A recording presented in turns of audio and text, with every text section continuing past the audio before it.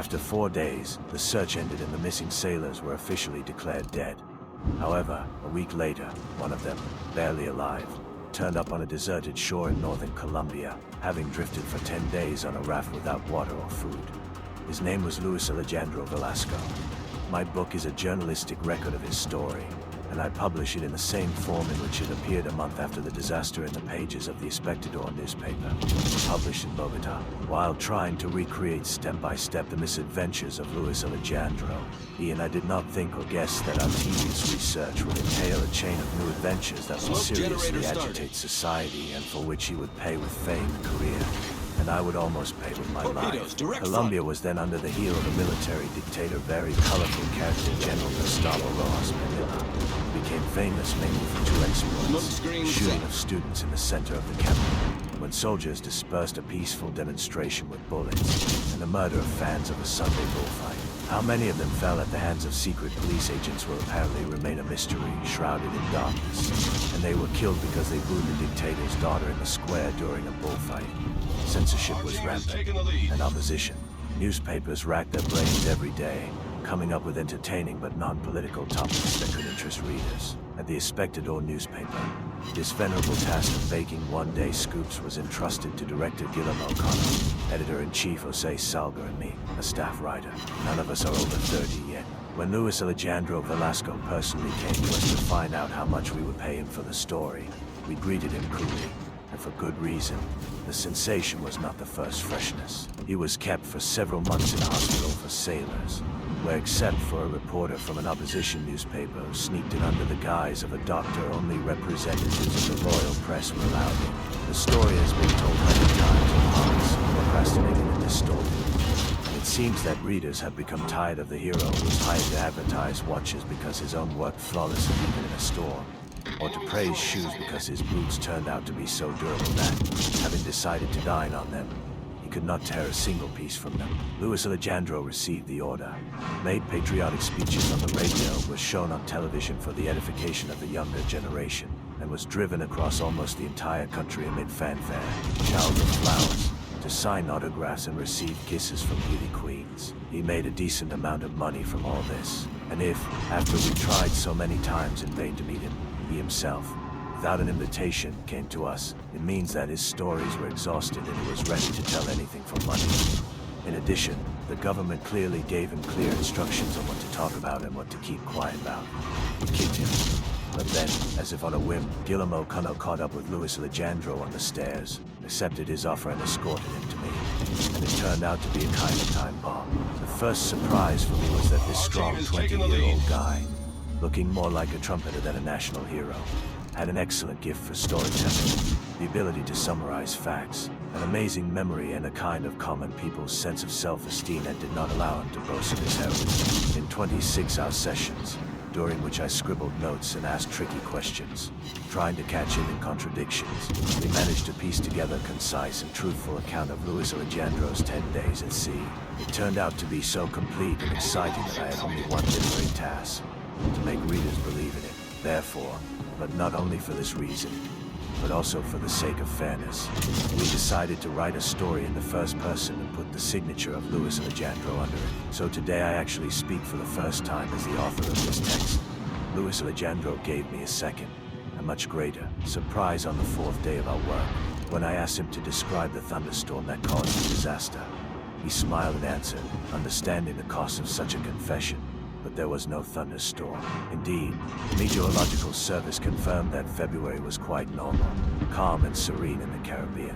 The truth, which until then had been suppressed by the newspapers, was that the ship was listing from the wind. The cargo, poorly secured on the deck, fell into the sea, and 8 sailors ended up in the water with it. Thus, 3 gross violations were revealed. Firstly, it was not allowed to transport cargo on board the destroyer. Secondly, the ship lost maneuverability and was unable to pick up people thrown overboard precisely because of overload. And finally, the cargo was smuggled and was transported refrigerators, televisions, and washing machines. It is absolutely clear that the story, unexpectedly for us, turned out to be a kind of destroyer with a poorly fortified political and moral cargo on board. The story was published and continued in 14 issues of the newspaper. At first, even the government itself welcomed the literary debut of its hero. Then, when the truth came to light. Trying to stop us from publishing a continuation would mean getting into a puddle, because the newspaper's circulation almost doubled and a crowd of readers constantly gathered in front of our building, wanting to have the whole story and line up old issues. Then, according to the tradition adopted by Colombian rulers, the dictatorship decided to veil the truth with ranting. It published a communique in which the transportation of contraband goods on board the destroyer was categorically denied. Looking for evidence that we were right, we asked Luis Alejandro for a list of his comrades who had cameras. Many sailors scattered around the country, spending their holidays in different places, but we still managed to find them and buy photographs from them taken during the voyage. A week after the completion of publication in the newspaper, the entire story was published in a special supplement, illustrated with photographs that we bargained with the sailors. In the background of group shots in the most distinct way, right down to the branded signs, boxes of contraband goods were visible. In response to this blow, the dictatorship applied draconian measures against us, and as a result, the newspaper was closed a few months later. Despite all the pressure, threats and attempts to seduce Luis Alejandro Velasco with large bribes, he did not refuse a single word. He had to part with the profession of a sailor, the only one he had, and the memory of him sank into oblivion of everyday life. Almost 2 years passed and the dictatorship fell. Other regimes began to control the destinies of Colombia, which looked more decent, but were approximately the same fare. And meanwhile I went to Paris, where my restless and rather dreary life of an exile began. Very reminiscent of a raft given up to the will of the waves, and for a long time we heard nothing about the sailor in distress.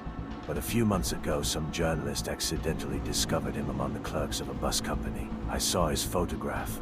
Luis Alejandro grew heavier and older, had a hard time, but remained the same bright personality, a hero who dared to blow up his own monument. I haven't reread this story for 15 years. It could well be published, although I don't see much point in it. It is now being published as a separate book, because I once, without thinking, agreed to its publication and am not used to taking back my words. It depresses me to think that publishers are interested not so much in the merits of the work itself as in the name of its author. To my mind, unfortunately, it's in vogue these days. Fortunately, the authors of some books are not those who write them, but those who suffered through them, and here's one of such works. And therefore, the copyright to it belongs to someone who deserves it. My unknown compatriot, who had to suffer for 10 days on a raft without water or food in order for this book to be born. Barcelona, February 1970. Chapter 1 about my comrades who died at sea on February 22. They announced to us that we were returning to Colombia. We had been in Mobile, Alabama, for 8 months, repairing electronic equipment and updating the weapons of our destroyer called us. While the ship was being repaired, the crew members underwent special training. On our free days, we did what sailors usually do on land. We went to the cinema with the girls, and then gathered at the Port Tavern Joe Palica, drank whiskey and periodically got into fights. My girlfriend's name was Mary Edress, and I was introduced to her 2 months after we arrived in Mobile by the girlfriend of another sailor. Although Spanish came easily to Mary, I don't think she ever understood why my friends called her Maria Direction. That is, address. Whenever I was given leave, I invited her to the cinema. We communicated in broken English and distorted Spanish, but we always understood each other, both in the cinema and in the ice cream parlor. The only time I went to the cinema without Mary was the night we saw the Cane Riot. Someone told my comrades that this is an excellent film about the life of sailors on a trawler, so we went to see it. But what we liked most was not the trawler, but the storm. We unanimously decided that in such a storm we should change the course of the ship, as the rebels did. When we, shocked by the film, were returning to the ship, the sailor Diego Velázquez said, referring to the upcoming voyage, "What if we find ourselves in such trouble?" I admit, I was shocked too. During the 8 months I spent on land, I became accustomed to the sea. I wasn't afraid, because the instructor taught us how to behave during a shipwreck. And yet, that evening, as we watched Cane mutiny, I felt a strange uneasiness. I don't want to say that from that moment I began to foresee a catastrophe, but to be honest, this was the first time I was so anxious before going to sea. As a child, I loved looking at pictures and books depicting the sea and ships, but it never occurred to me that you could die at sea. On the contrary, I had great confidence in it, and, having become a sailor, I never worried while sailing. But I am not ashamed to admit that after the Cane Riot I was overcome by a feeling very similar to fear. Lying on the top bunk, I thought about my family and how we would sail to Cartagena. I could not sleep and, putting my hands under my head, listened to the quiet splash of water on the pier and to the measured breathing of 40 sailors sleeping in the same room. Lying on the bottom bunk, directly below me, Louis Rendifo snored like a trombone. I have no idea what kind of dreams he had, but probably the poor fellow would not have slept so sweetly if he knew that in 8 days he would rest at the bottom of the sea. I couldn't find a place for myself for a whole week. The day of departure was approaching with alarming speed. I tried to find supporting conversations with my comrades. Our victory is The in destroyer called us was ready to sail. These days we talked more and more often about our relatives, about Colombia and what we would do after returning. Little by little we loaded the ship with gifts for loved ones. Radios, refrigerators, washing machines, and most importantly, electric stoves. I was taking the radio home. Before sailing, unable to overcome my anxiety, I promised myself to leave the fleet as soon as I returned to Cartagena. I've had enough of dangerous sea voyages. The evening before sailing, I went to say goodbye to Mary, intending to tell her about my fears and my decision. But he didn't tell me because he promised to return. And if she had found out that I had decided to part with the sea, she wouldn't have believed me. The only one with whom I shared my thoughts was my close friend, Senior Sailor Ramon Herrera, who admitted in response that he, too, intended to quit naval service immediately upon arrival in Cartagena. Sharing our concerns with each other, Ramon Herrera, Diego Velasquez, and I went to Joe Pelucas for a goodbye glass of whiskey. However, instead of a glass, they persuaded us to drink 5 bottles. Our girlfriends, with whom we spent almost every evening, knew that we were leaving and decided to say goodbye to us, pour out their grief with wine, and, in gratitude for all the good things, celebrate our departure. The leader of the orchestra, a serious man with glasses that made him look completely different from a musician, ordered his guys to perform tango and mamba in our honor all evening, for some reason considering them Colombian music. Our girlfriends cried and drank whiskey, $1.50 a bottle. In the last week we were paid 3 times. We decided to have a good time. I wanted to get drunk because my soul was uneasy, and Ramon Herrera because he was having fun, as always. And in addition, he was born in Arjona, knew how to play the drum and imitated all the fashionable singers in a surprisingly similar way. We were about to set sail, when suddenly an American sailor came up to our table and asked Ramon Herrera for permission to invite his girlfriend to a dance. A blonde granny who drank the least and cried the most insincerely. The American addressed Ramon Herrera in English, and he roughly pushed him away and said in Spanish, "I don't understand a damn thing." The fight that followed was fascinating to watch, with chairs breaking over opponents' heads and police being called over the radio. Ramon Herrera, who managed to give the American 2 smart slaps in the face, returned to the ship at 1 in the morning, singing songs in the voice of Daniel Santos. He declared that this was his last voyage. Torpedoes, And direct indeed, front. that's exactly what happened.